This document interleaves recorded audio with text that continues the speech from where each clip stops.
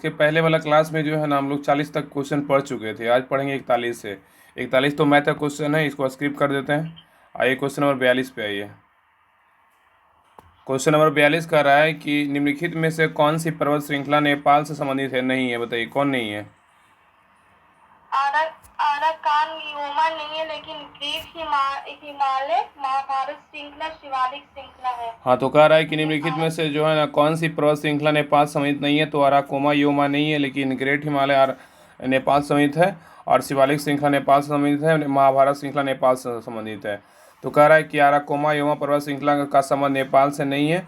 Myanmar में स्थित अराकोमा Yoma में नागा हिल्स, भारत बर्मा सीमा, चीन हिल, उत्तर पश्चिम बर्मा और पटकाई श्रृंखला, भारत के पूर्वोत्तर में बर्मा के साथ लगी अंतर्राष्ट्रीय सीमा की क्षेत्र भी शामिल है। ठीक है, कि म्यांमार में स्थित अराकोमा योमा में नागा हिल्स, भारत बर्मा में सीमा, चीन हिल्स बोलेगा तो उत्तर पश्चिम बर्मा, और पटकाई श्रृंखला बोलेगा तो भारत पूर्वोत्तर सीमा बर्मा के साथ लगी अंतर्राष्ट्रीय सीमावर्ती जो है ना शामिल है।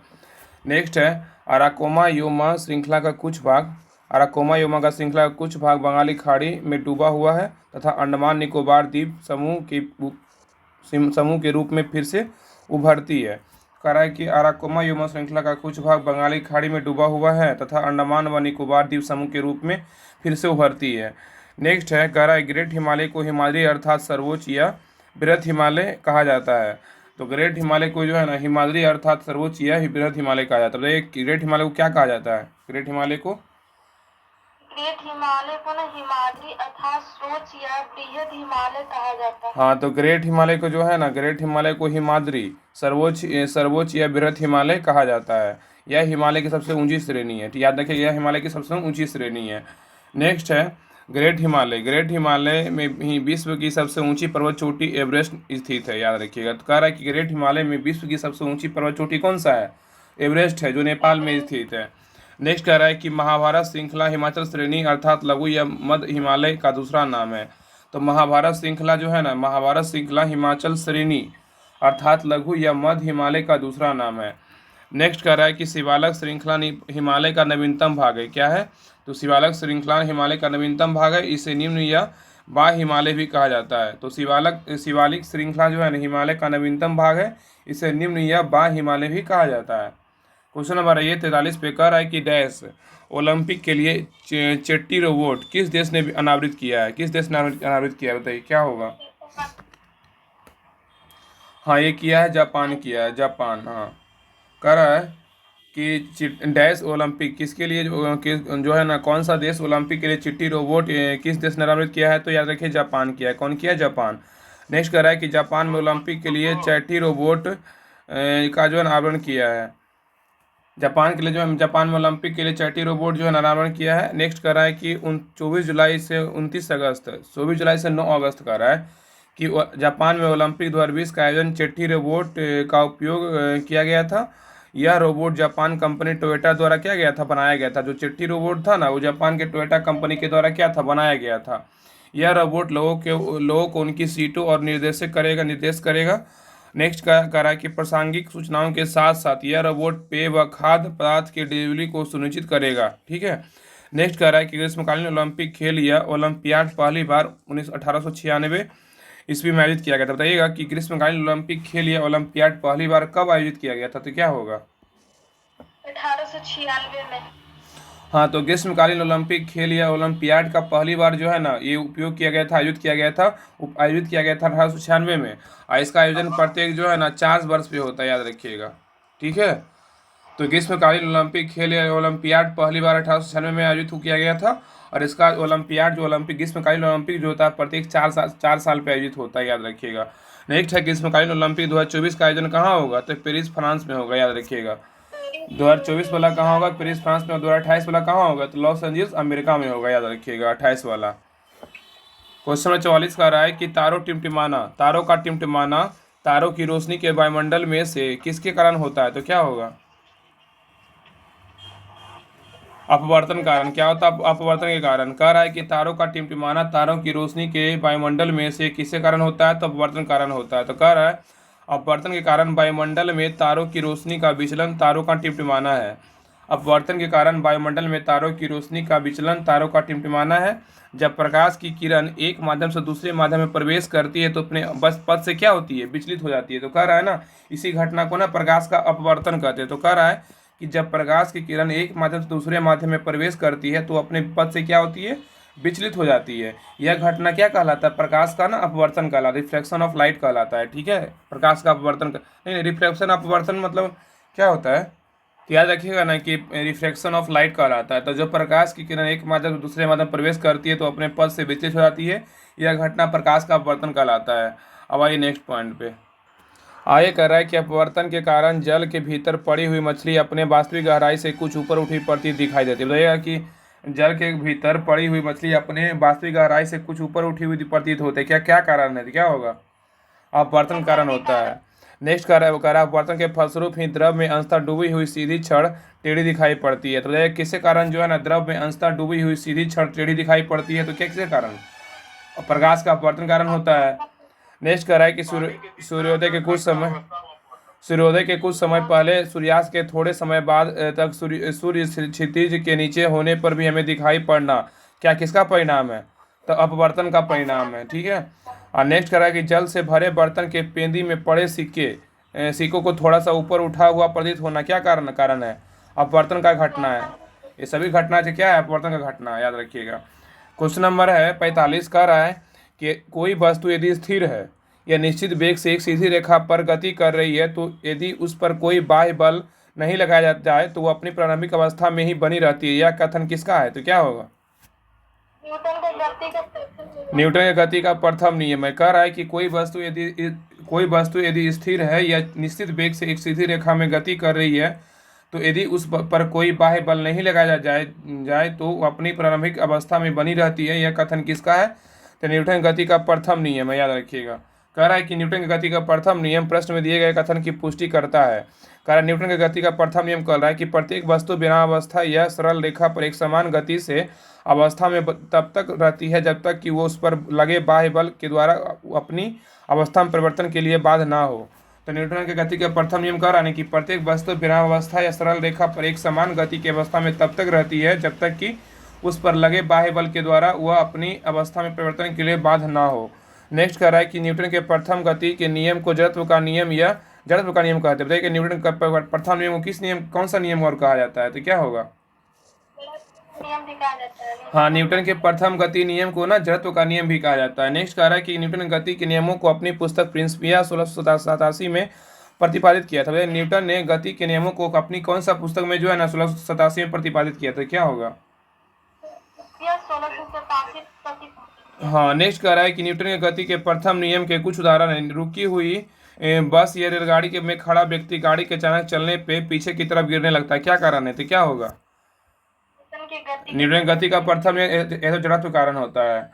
आगे दिया कि तेज चलती हुई बस या रेलगाड़ी अचानक रुकने पर उसमें बैठा व्यक्ति आगे की ओर तरफ झुक जाता है, क्या कारण है, जड़त्व कारण होता है। तो न्यूटन गति का प्रथम नियम है, ये दोनों का यही कारण होता है। क्वेश्चन नंबर है 46, कह रहा है कि गुजरात के भुज में विनाशकारी भूकंप की उत्पत्ति जिस वर्ष हुई है वह कौन सा वर्ष था, 2001 में आया था। तो कह रहा है कि गुजरात के भुज में विनाशकारी भूकंप की उत्पत्ति जिस वर्ष में हुई वह है 2001 में हुआ था। गुजरात के भुज में विनाशकारी भूकंप की उत्पत्ति वर्ष 2001 में हुई थी। यह भूकंप 26 जनवरी को 52वीं गणतंत्र दिवस पर आया जो 2 मिनट तक लिए चलती रही। भौगोलिक आंकड़ों के अनुसार भारत की लगभग 54% भूमि भूकंप की चपेट में है। तो भौगोलिक आंकड़े के अनुसार भारत की लगभग कितना परसेंट भूमि भूकंप की चपेट में है, तब 54% है, याद रखिएगा। अब भारत में भूकंप की उच्च आवृत्ति और तीव्रता का कारण जो है ना भारतीय प्लेट 47 mm प्रति ईयर की दर से खिसकना होता है। ठीक है। आगे कह रहा है कि भूकंप के उद्भव स्थान को भूकंप का केंद्र कहते हैं। भूकंप के उद्भव स्थान को क्या कहते हैं, तो भूकंप का केंद्र कहते हैं, याद रखिएगा। और आगे कह रहा है अधिकेंद्र भूकंप के केंद्र के ठीक ऊपर पृथ्वी की सतह पर स्थित बिंदु को कहते हैं। तो अधिकेंद्र किसको बोलेंगे, ईपी सेंटर। तो भूकंप के केंद्र के ठीक ऊपर पृथ्वी की सतह पर स्थित बिंदु को क्या कहते हैं, ईपी सेंटर कहते हैं, मतलब अधिकेंद्र कहते हैं। ठीक है। 47 का रहा है, क्वेश्चन 47 का रहा है कि राष्ट्रीय उद्यान जो भारत एवं नेपाल की सीमा पर है गंडक नदी के तट पर स्थित हुआ है कौन सा नेशनल पार्क है, बताइए क्या होगा, वाल्मीकि नेशनल पार्क है, वाल्मीकि नेशनल पार्क है। कह रहा है कि राष्ट्रीय उद्यान जो भारत एवं नेपाल की सीमा पर है, राष्ट्रीय उद्यान जो भारत एवं नेपाल की सीमा पर है, गंडक नदी के तट पर स्थित हुआ है, वाल्मीकि नेशनल पार्क है, याद रखिएगा। तो वाल्मीकि नेशनल राष्ट्रीय उद्यान जो है ना भारत एवं नेपाल की सीमा पर गंडक नदी के तट पर स्थित है। यह एक टाइगर रिजर्व और वन जीव अभयारण्य है, याद रखिएगा। आगे कह रहा कि बिहार के पश्चिमी चंपारण जिले में अवस्थित इस उद्यान को ना IUCN international union for conservation, याद रखिए, में श्रेणी 2 में रखा गया है। तो कह रहा कि बिहार के पश्चिमी चंपारण जिले में जो वाल्मीकि राष्ट्रीय उद्यान है ना अवस्थित है। इस उद्यान को जो है ना IUCN international union for conservation of nature conservation श्रेणी 2 में रखा गया। इसका जो है ना जो भी विलुप्त होता है ना प्रजाति उसी को अंदर में इसको IUCN में डाला जाता है। आगे कह रहा कि Great Himalaya National Park Himachal Pradesh राज्य के कुल्लू क्षेत्र में स्थित है। तो बताइएगा कि Great Himalaya National Park Himachal Pradesh कहाँ स्थित है, कौन सा क्षेत्र में? तो कुल्लू क्षेत्र में स्थित है, याद रखिएगा। तो ग्रेट हिमालय नेशनल पार्क जो है ना ये हिमाचल प्रदेश राज्य के कुल्लू क्षेत्र में स्थित है। नेक्स्ट है कि Hemis high altitude national park Bharat के पूर्वी लद्दाख केंद्र शासित उच्च अक्षांश पर अवस्थित राष्ट्रीय उद्यान है। तो कह रहा है कि Hemis high altitude national park Bharat के पूर्वी लद्दाख केंद्र शासित में उच्च अक्षांश पर अवस्थित राष्ट्रीय उद्यान है। आगे कह रहा है कि नंदा देवी नेशनल पार्क उत्तर भारत में नंदा देवी शिखर 3139 के आसपास स्थित है। तो नंदा देवी नेशनल पार्क उत्तर भारत में स्थित नंदा देवी शिखर 3139 मीटर के आसपास स्थित है। क्वेश्चन नंबर 48 पे ये कह रहा है कि 2020 के ग्रीष्मकालीन ओलंपिक खेलों की मेजबानी करेगा, कौन करेगा बताइए? ये तो भी पढ़े थे कि जापान करेगा, ठीक है ना। 2020 के ग्रीष्मकालीन ओलंपिक खेलों की मेजबानी करेगा तो जापान करेगा। कह रहा है कि 2020 के ग्रीष्मकालीन ओलंपिक खेलों की मेजबानी जापान के टोक्यो में किया गया था। ऑस्ट्रेलिया ने ओलंपिक खेल की मेजबानी 2 बार सन 1956 और मेलबर्न में किया था, 2000 ईस्वी में किया था, सिडनी में कर चुका है। तो ऑस्ट्रेलिया जो है ना ओलंपिक खेल का 2 बार आयोजन कर चुका है। कौन कौन? 1956 में मेलबर्न में किया है और 2000 में किया है, सिडनी में कर चुका है। आगे कह रहा है कि 1924 ईस्वी में भारतीय ओलंपिक परिषद की स्थापना की गई थी। देगा कि भारतीय ओलंपिक परिषद की स्थापना कब किया गया था, तो क्या होगा? 1924 में। भारतीय ओलंपिक परिषद की स्थापना कब किया? 1924 में किया गया था। इस परिषद के प्रथम अध्यक्ष जो थे ना सर जे टाटा थे, याद रखिएगा। और नेक्स्ट कह रहा है कि ओलंपिक खेल 2024 का आयोजन पेरिस तथा ओलंपिक 2028 का लॉस एंजल्स USA में प्रस्तावित है। तो 24 वाला तो खेला जाएगा जून से, 24 में पेरिस ओलंपिक में, और पेरिस में खेला जाएगा, पेरिस फ्रांस में, और 28 वाला कहाँ होगा? लॉस एंजल्स USA में होगा। आगे कह रहा है कि 1960 ईस्वी में टीवी पर ओलंपिक खेलों का प्रसारण रोम ओलंपिक से प्रारंभ हुआ था। बताइएगा कि टीवी पर ओलंपिक खेलों का जो प्रसारण हुआ था वो कहाँ से हुआ था और कब हुआ था, क्या होगा? 1960 से रोम ओलंपिक में प्रारंभ हुआ था। हाँ, टीवी पे ओलंपिक खेलों का जो प्रसारण हुआ था ना रोम ओलंपिक से प्रारंभ हुआ था, 1960 में हुआ था। कब हुआ था? 1960 में हुआ था। और नेक्स्ट कह रहा है कि एक ही ओलंपिक में सर्वाधिक पदक जीतने वाले पुरुष खिलाड़ी अमेरिका के तैराक माइकल फेल्प्स हैं। ठीक, फेल्प्स हैं। एक ही ओलंपिक में सर्वाधिक पदक जीतने वाले पुरुष खिलाड़ी अमेरिका के तैराक माइकल फेल्प्स हैं, याद रखिएगा। क्वेश्चन नंबर कह रहा है 49 कि कारकोट राजवंश का संबंध निम्नलिखित में से किसके इतिहास से है? तो क्या होगा? ये होगा ये जम्मू कश्मीर से है, जम्मू कश्मीर से है। कह रहा है कि कारकोट राजवंश का संबंध निम्नलिखित में से किस इतिहास से था? जम्मू कश्मीर से था। कारकोट राजवंश का संबंध जम्मू कश्मीर के इतिहास से था, याद रखिएगा। हर्षवर्धन के जीवन काल में दुर्लभ वर्धन ने कारकोट वंश की स्थापना किया था। बताइएगा कि कारकोट वंश की स्थापना किसने किया था, किसके जीवन काल में किया था, तो क्या होगा? कारकोट वंश की स्थापना ना, हाँ, कारकोट वंश की स्थापना दुर्लभ वर्धन ने किया था, हर्षवर्धन के जीवन काल में किया था। कारकोट राजवंश के प्रसिद्ध राजाओं में ललितादित्य मुक्तापिंड तथा विनय जयपिंड का नाम मुख्य रूप से लिया जाता है।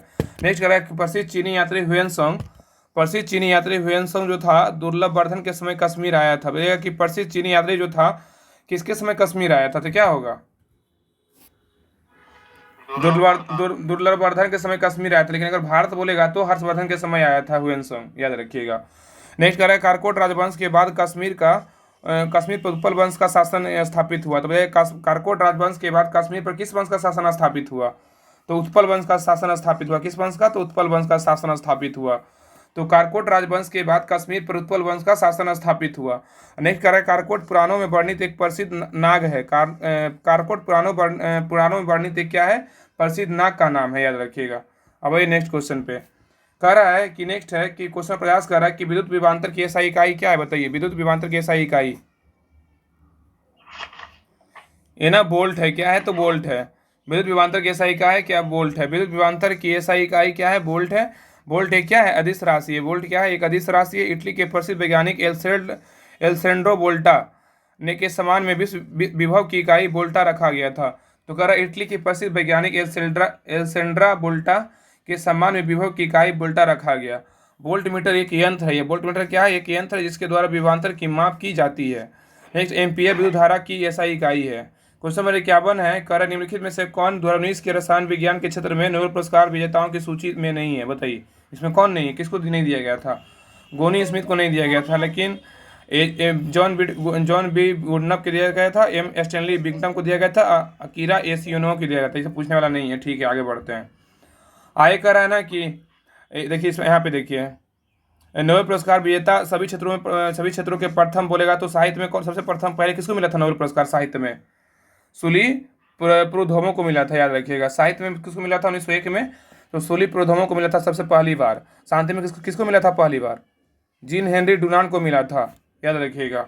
और रसायन में किसको मिला था? केमिस्ट्री में 1901 में तो Jacob Henricus van de Hoff को मिला था रसायन में।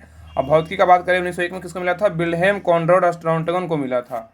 और चिकित्सा बोलेगा फिजियोलॉजी में किसको मिला था? मेडिसिन में 1901 में। ये सब 2019 में ये सब मिला। अरे एक में बोल रहा है नोबेल नहीं दिखाई दिखाई दे रहा है कि नोबेल पुरस्कार विजेता सभी क्षेत्रों के प्रथम बोल रहा है। 19 में नहीं दिया हुआ। ठीक है, दिमाग कहाँ है? हाँ, वैसे ये स्टैटिक वाला बात बोल रहा है। नोबेल पुरस्कार विजेता के सभी क्षेत्रों के प्रथम बोला। साहित्य में मिला था 1901 में सूली प्रुधोमो को मिला था।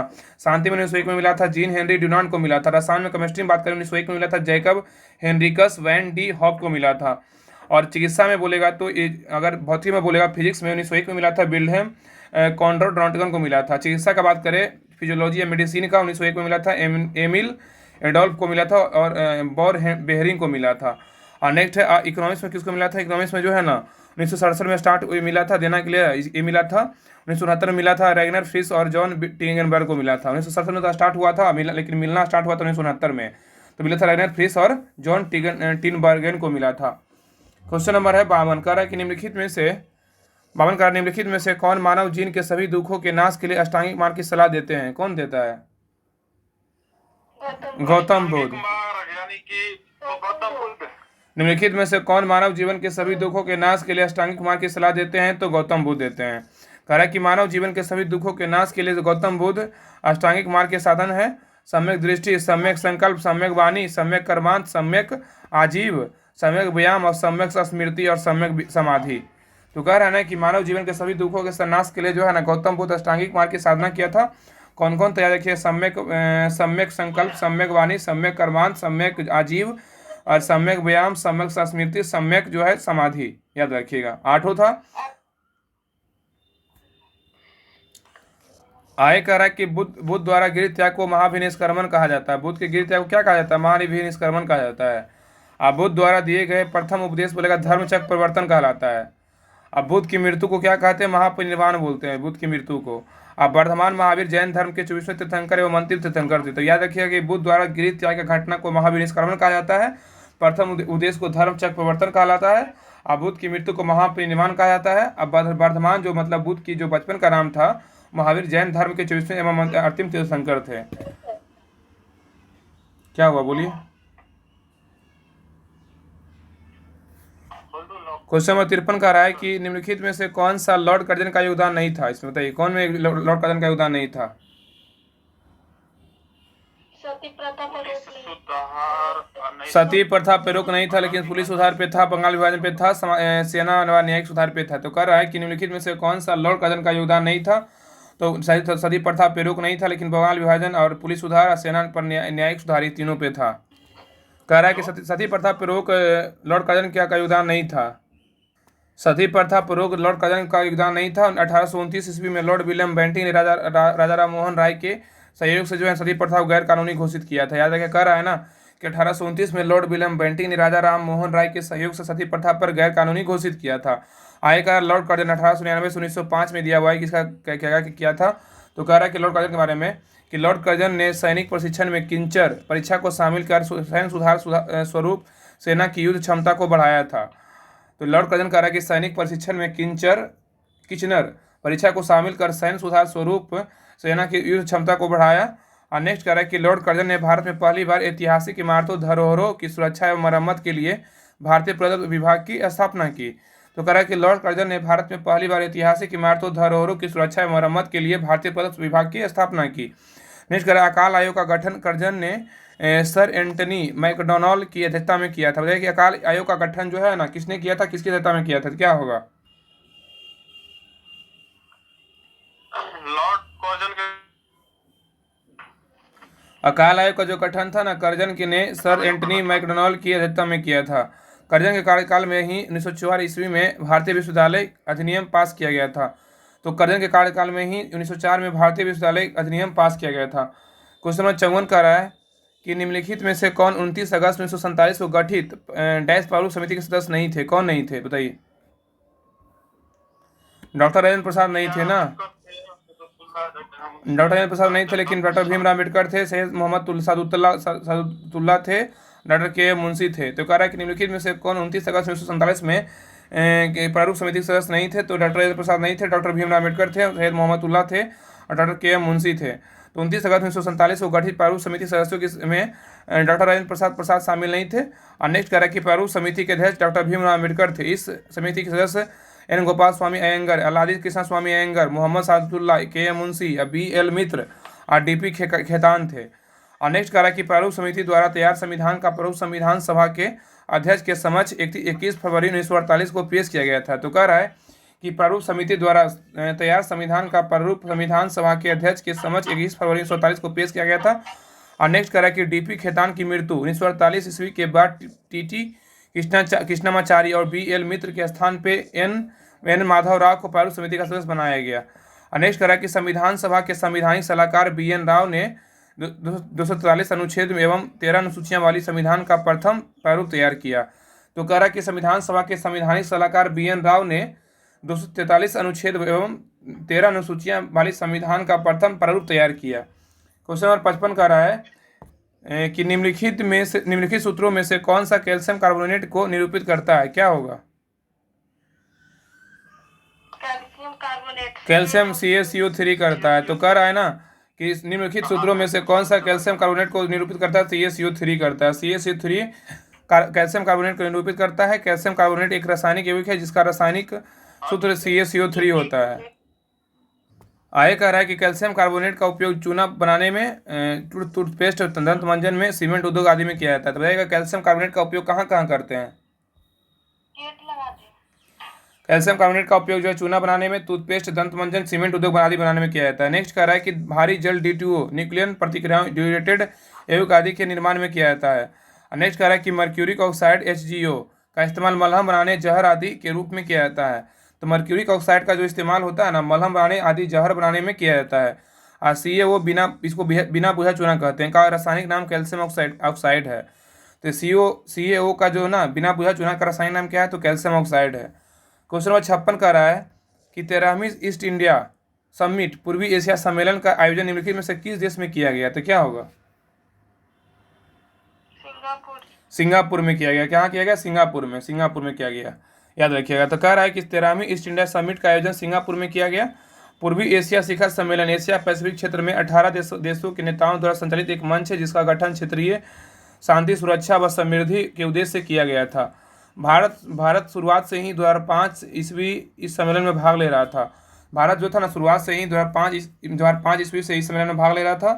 पहला ईस्ट इंडिया समिट का आयोजन 14 दिसंबर 2005 को मलेशिया के कुआलालंपुर में किया गया था। तो पहला ईस्ट इंडिया समिट कह रहा है कि पहला ईस्ट एशिया समिट का आयोजन कब किया गया था, कहाँ किया गया था? तो क्या होगा? 14 दिसंबर 2005 को मलेशिया के कुआलालंपुर। हाँ, तो पहला ईस्ट एशिया समिट का आयोजन जो है 14 दिसंबर 2005 को मलेशिया के कुआलालंपुर में किया गया था। नेक्स्ट है कि शुरुआती समय 16 देशों के नेताओं द्वारा इस मंच का संचालन किया गया। 2011 में छठे पूर्वी एशिया शिखर सम्मेलन में 2 देश रूस और अमेरिका भी इसमें भाग ले लिया। और नेक्स्ट करें 17वीं पूर्वी एशियाई शिखर सम्मेलन 2022 13 नवंबर को कम्बोडियाई राजधानी नोम पेन में आयोजित की गई थी, जिसकी अध्यक्षता कम्बोडिया ने किया था।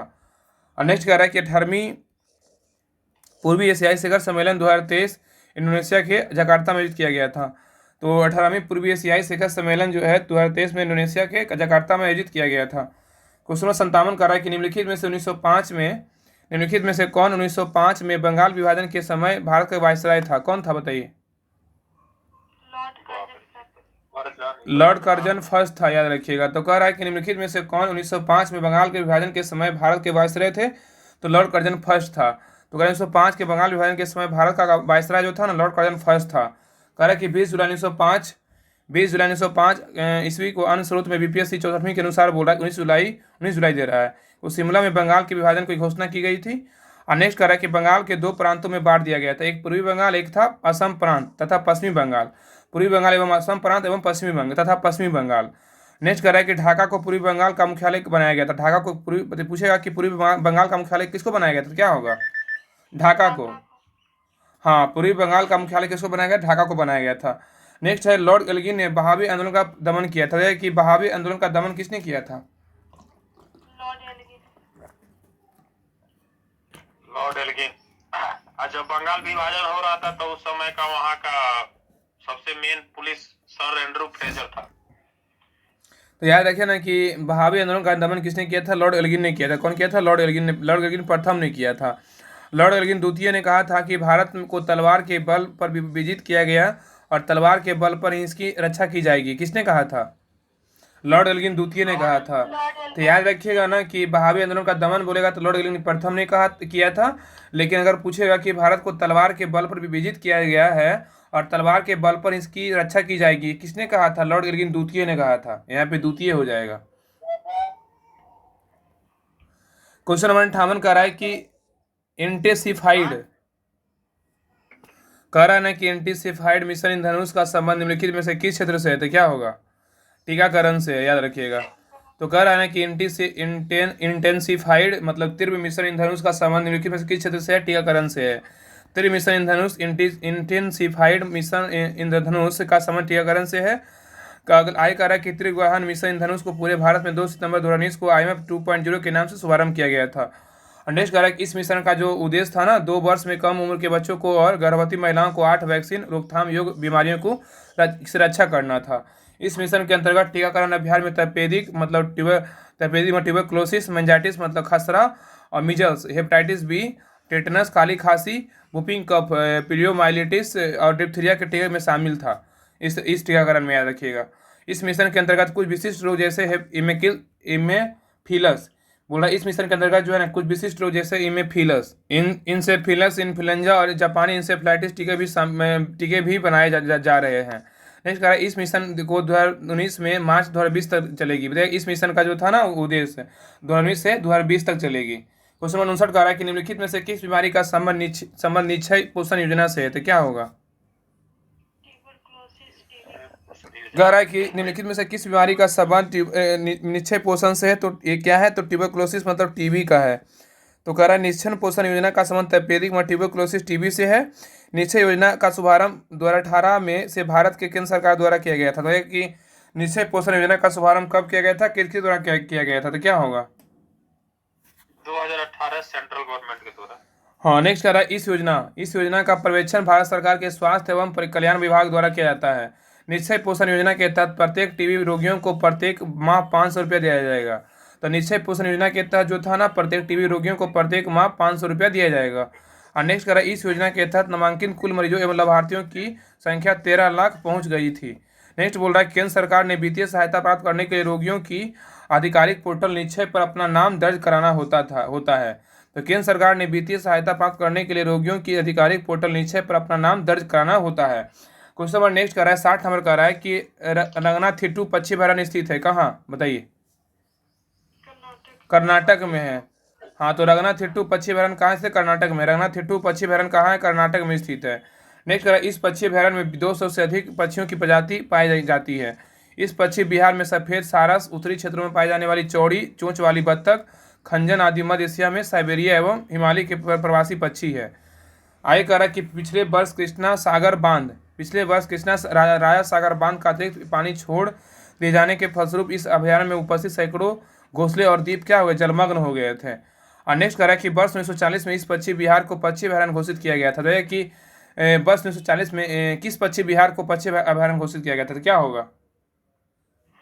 वही रंगनाथ थिट्टू को हाँ, 1940 रंगनाथ थिट्टू पक्षी अभयारण्य को जो है ना 1940 में जो है पक्षी अभयारण्य घोषित किया गया था। अब वर्ष 2022 में इसे रामसर आर्द्रभूमि में घोषित कर दिया गया था। और यह करा यह पक्षी अभयारण्य श्रीरंगपट्टनम के निकट कावेरी नदी के तट पर स्थित है। भाई कौन सा अभयारण्य जो है ना श्रीरंगपट्टनम के निकट कावेरी नदी पे स्थित है, तट पे स्थित है, तो श्रीरंगथिट्टू क्या है, तो श्रीरंगथिट्टू पक्षी अभयारण्य कर्नाटक में जो है ना ये श्रीरंगपट्टनम के निकट कावेरी नदी के तट पर स्थित है। क्वेश्चन नंबर आइए 61 पे। 61 से जो है ना रहने देते हैं, कल पढ़ लेंगे, ठीक है। आज के लिए यहीं तक रहने, 61 से कल पढ़ लेंगे, आज के लिए यहीं तक रहने दीजिए। अब वीडियो को सभी लोग देखा कीजिए, ठीक है। बहुत ज़्यादा ना रिवीजन होगा। आप लोग वीडियो को देखते नहीं है, आप जैसे अपलोड होता है बस अपलोड किया जाता है, बस किसी को देखना ही नहीं है। देखा कीजिए, समझे ना, क्योंकि जितना रिवीजन करिएगा ना उतना ज़्यादा फायदा होगा। अभी पढ़े फिर दोबारा देखिएगा तो सारा क्वेश्चन जो है अच्छे से दिमाग में सेट हो जाएगा। तो रहने दिया आज के लिए यहीं तक, कल से हम लोग 61 नंबर क्वेश्चन से पढ़ेंगे।